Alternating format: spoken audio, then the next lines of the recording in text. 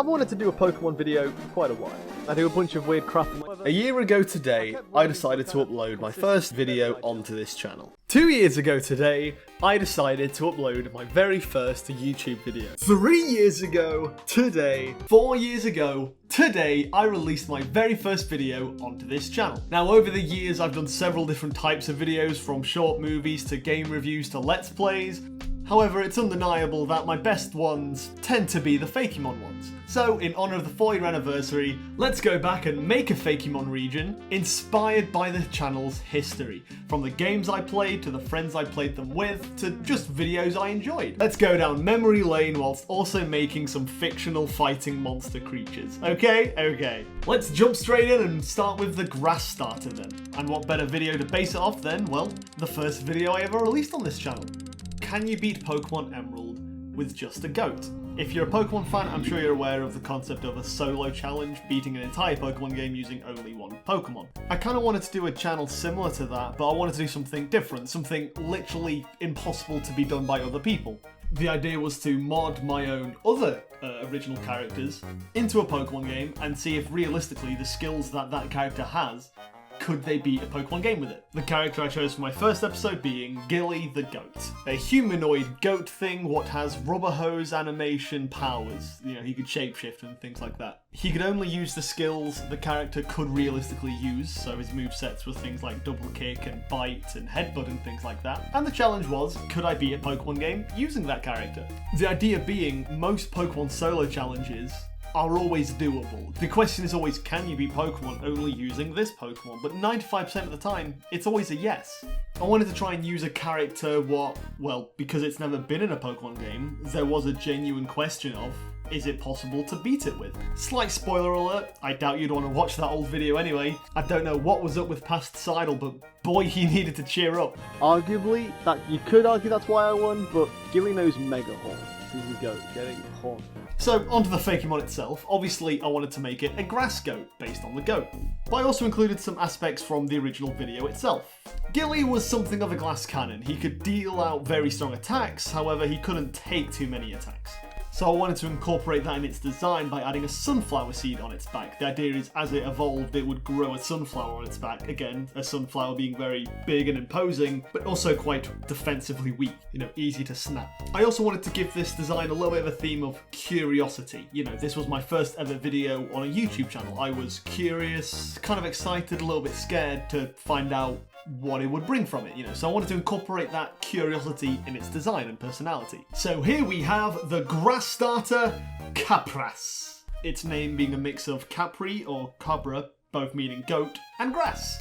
Although it's just a grass type now, I do imagine it evolving into a fighting type. Again, being inspired by Gilly, Gilly's meant to be very athletic and fighty. I will also mention the names were made very quickly compared to the actual drawings. I wanted to focus more on the design than the names. If you can think of any better names, feel free to let me know. And now on to our fire starter, based on, my second video. Can you beat Pokemon Emerald with just a bat?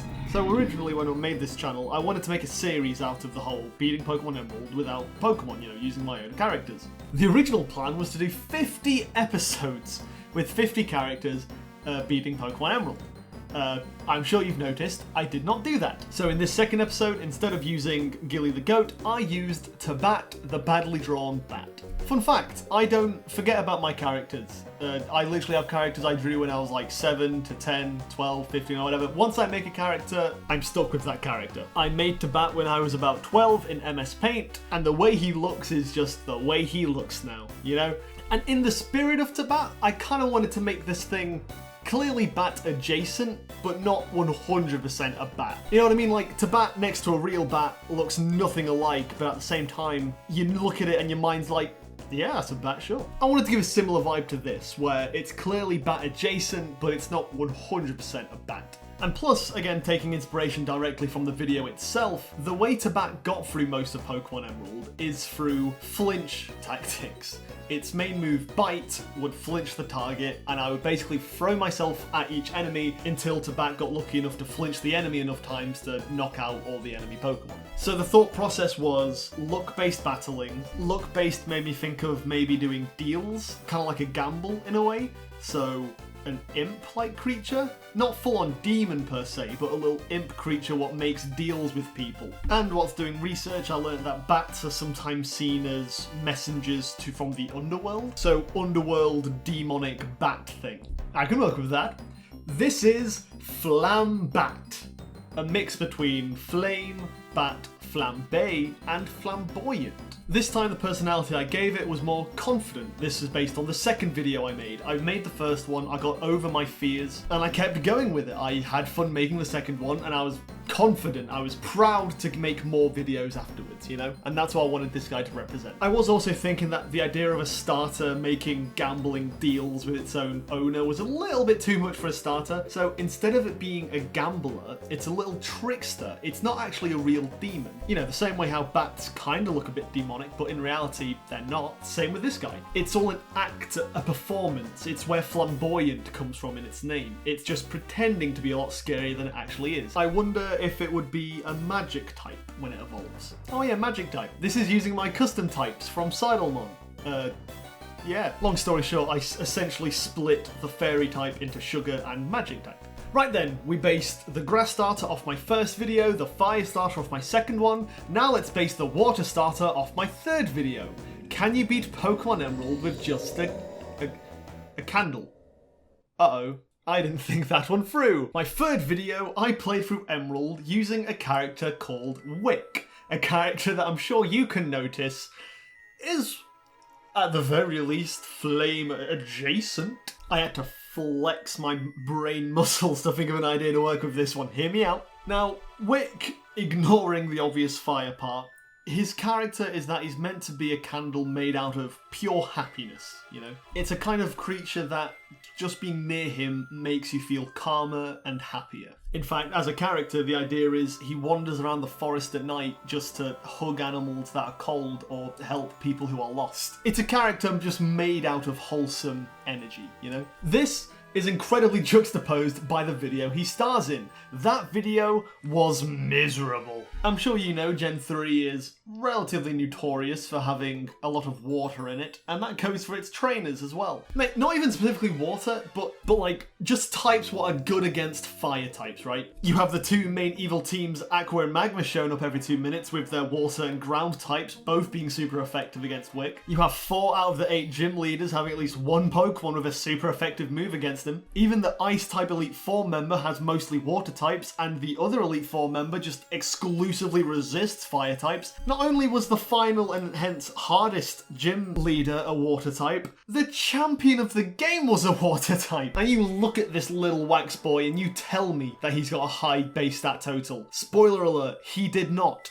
So, with all that out of the way, if Wick is meant to be this happy flame boy, you know, maybe let's make the opposite of that. Instead of it being fire and happy, it's water and more melancholy than anything. Which, again, I think represents that video as a whole, right? If the first one was curiosity and the second one was excitement, this one's the realistic, this isn't just going to be fun playing through Pokemon. There's going to be some videos and characters what are just, it's fun, don't get me wrong, but just difficult and challenging, you know? And that's what I want this to represent, the realism of, oh no. So I had the personality idea down. As its species, I wanted to make it a bit of a chimera of different aquatic mammals, you know, like dolphins, manatees, porpoises, seal. It's definitely more of a seal and a dolphin mixture. Bit of a mermaid and siren mixed in there as well. You know, I wanted to make it like how out of place Wick was, not only being a fire type in Hoenn, but also just not a Pokemon in a Pokemon game. Instead of having a land creature and giving it water abilities, let's just make it a water animal and place it out of the water, a fish out of water, which again adds more to its personality of being a bit sad. And also being a sea creature out of the water, it splays itself out a little bit. Its silhouette looks a little bit, you know, like the melted wax of a candle. Just a little bit if you squint hard enough. I don't know exactly what it is, but I think the idea is that they also have a blowhole at the top of their head which excretes this psychic wax or blubber or something. I don't know exactly what it is. I just wanted to add a bit more of that wax melted motif, again inspired by Wick. But I just also liked the shape of it when sketching it out and decided to keep it. Either way, I've rambled long enough. This is Delaphin, its name being a mix of delicate and dolphin, and fin, because water. The idea I have for it is that it rubs its psychic belly and it would predict the most sad future, right? This is a pessimistic monster. It sees something and it will always expect the worst to happen. That's not to say it will always happen, it just predicts the worst case scenario. So part of me wonders if it would evolve into a psychic type or maybe even a ghost type given the colours. In fact, if you have any ideas what their evolutions could be, feel free to comment them down below. I designed these specifically as first stage starters, so I've not got any plans to evolve them further, so if you've got any ideas, feel free to share them. But yeah, our free starters. Which one would you choose? I'm really happy with all of them. I like how they represent the three stages of starting my YouTube channel. The curiosity, the excitement, and then the downfall, realizing that all of these videos are only getting like 10 views. Now, before I start onto my next design, I will point out that if you do like these designs and you want to see them in an actual game, I can do that. I wanted to do something special with this series, so I'm going to set a goal. This series will have 5 videos, and I'm setting a goal now. If those 5 videos collectively, altogether, get 2,000 views and 100 likes, I will make a game with these designs. I can't promise it'll be a good game by any means, but I will make a game. I thought making an auto battler with them would be kind of fun. So if you want to see that, like the video and share it with other people who you think would like it. If you just want to see them as drawings and not as a game, yeah, that's fair. I'll get on to the next design then. Now, most Pokemon regions, well, not really, but every Fakemon series likes to include an early root rodent, bug, and bird. So let's do our take on that. Let's skip a video and move on to another video I tried to do, a Pokemon Mystery Dungeon solo run. Well, a duo run. The thought process was, I see solo runs of regular Pokemon games, yet I never saw people do challenge runs of Pokemon Mystery Dungeon. So I tried to do one, and now I know why. The game's not really balanced the same way regular Pokemon is. Regular Pokemon, you can catch any Pokemon and have it on your team, so the game's balanced for you to have any Pokemon at any given time. Mystery Dungeon doesn't work like that, so when I changed my starter to be Rattata and a Zubat, Rattata is just an early game enemy what can be knocked out in one hit. And that's what I was stuck playing as. It didn't get stronger like a regular Pokemon because it's not a regular Pokemon game. I'm playing as a simple one-hit enemy. I'm still happy that I tried to do it, I've just learned why nobody else will ever try to do it. But either way, so that video became the inspiration for this Early Root Rodent. Not specifically the video itself, but just more the design of a Rattata and a Zubat. I kind of melded them together and created this gross creature. I have a soft spot for most of the early root rodents. I really like Rattata and Alolan Rattata, yet I find most people don't really like them. So I kind of wanted to create a creature what embodied that idea of something likable, but you understand why other people don't like them. At least to me. And like I said, I combined the idea of a rat and a bat to create this. I wanted to create something what embodied that. You know that noise chihuahuas make, like the proper howl? I wanted to make a monster what embodied that noise. This is Scratit, a mix between Scratty and Rabbit because its body proportions are a little bit rabbit-like. I love this little guy. I don't know why, I love that it's got weirdly detailed legs yet completely blob arms. It's got no eyes, a mangled mouthful of teeth. I like the bat wing on its tail, what looks like its tail's been chewed on, like it's got bite marks, like it's been fighting, but also like a bat wing, because, you know, bat rat. This is the perfect grunt creature. You can imagine any lower tier guy in an evil team would be stuck using these guys. I wouldn't complain. It's got that perfect energy of like, you go to your friend's house and it's like, oh, do you have a dog? And they just look at you dead in the eyes and go, don't go near him. He'll take your arm off. You know, I would say this is a normal type. It might look more dark type, but I would say the dark type in my custom type chart is more reserved for dark magic and evil creatures, you know, whilst this thing might look rabid, I would say there's no malice in its actions. It's a design what's like, I'm going to move my mouth up and down. If anything wants to get in between my upper and lower jaw, that's your decision. Now let's move on to the early root bird of the region. Let's move up a few videos and, the Christmas special. Now when I first made this channel, the whole point of it was to show off my characters, whether it was putting them in Pokemon games or doing little animations with them, and I use the term animation very generously. This was when I was still like, I don't know, like 10 subscribers in, so I was just making random videos, more so just my friends could watch and have a laugh with them, you know? I ended up making a few quote-unquote specials like Valentine's Day, International Women's Day, and Easter, but I would say I definitely peaked with the Christmas special. All of these special videos were made in the span of like 48 hours, but I would say the Christmas one is definitely the one I'm the most proudest of. And one of my favourite jokes in it is... fizzy beverage. The point in the video is to talk about a lot of the different things what Christmas is about, and one of them being about, well, fizzy beverage. The joke being... it's based off Coca-Cola, but I didn't want to say it because it's copyrighted, so whenever it was said, it just replaced it with... maybe it's about... fizzy beverage. It's not about, gosh darn... fizzy beverage. And for the sake of it, you know, the channel's history, I would say that's probably like the first time I did a joke on the channel what was legitimately funny and not just me being stupid, you know? And considering for all intents and purposes, this was the first time I ever showed some of my characters to at least a potential audience, you know? So I thought it seemed fitting to make the bird based off of the Christmas special, but, you know, not entirely Christmas themed, but more just the fizzy beverage joke, you know.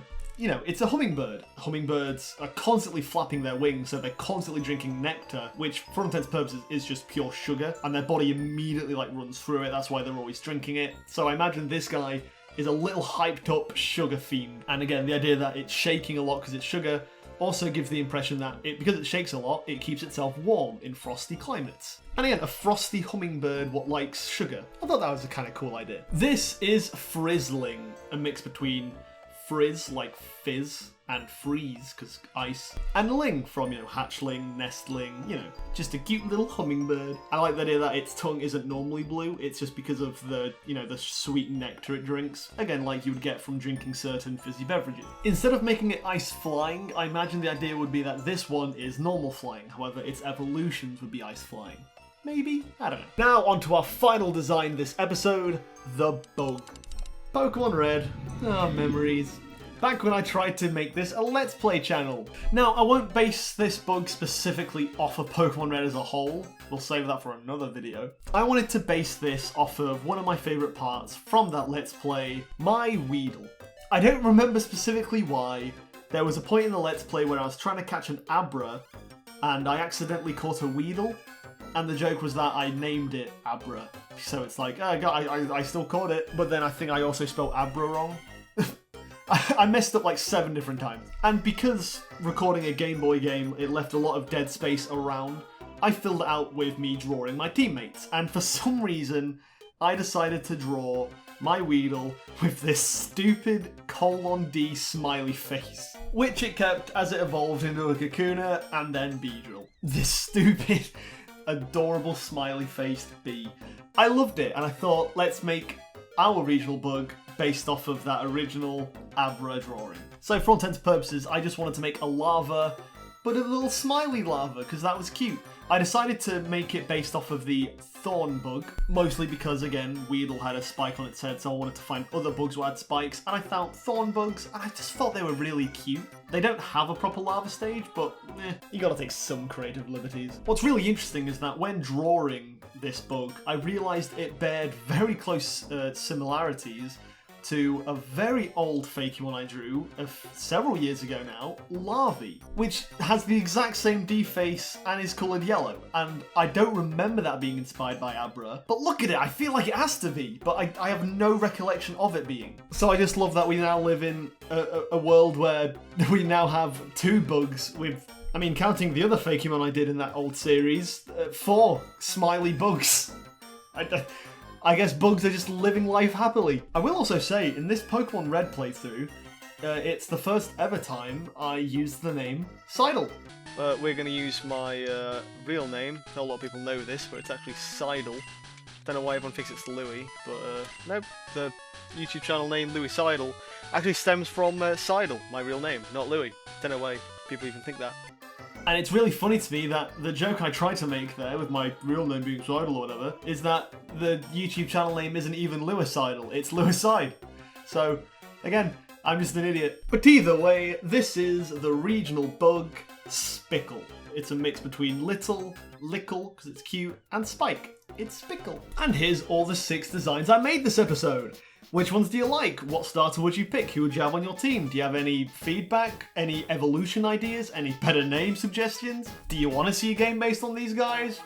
Comment down below. It's been a fair while since I've really made a new Fakemon, so it was good to go back into this, and not to dunk on my past series, however, comparing this to my previous Fakemon series, Seidlemon, I wouldn't say it's fair to say one's better, however, I'm definitely happy with how much my skills have evolved over these years, you know? If you remember Seidlemon, let me know which ones you prefer. Seidlemon will come back eventually, I'm sure. However, for now, we're focusing on these new guys. And stay tuned for next week, because we got loads more cool designs. I hope you're as excited to see them as I'm excited to show them. But until then, folks, enjoy the rest of your day, or if you're off to bed, have the sweetest of dreams. Thank you all for a fantastic 4 years. Here's to a great 5th. I will see you all in a bit.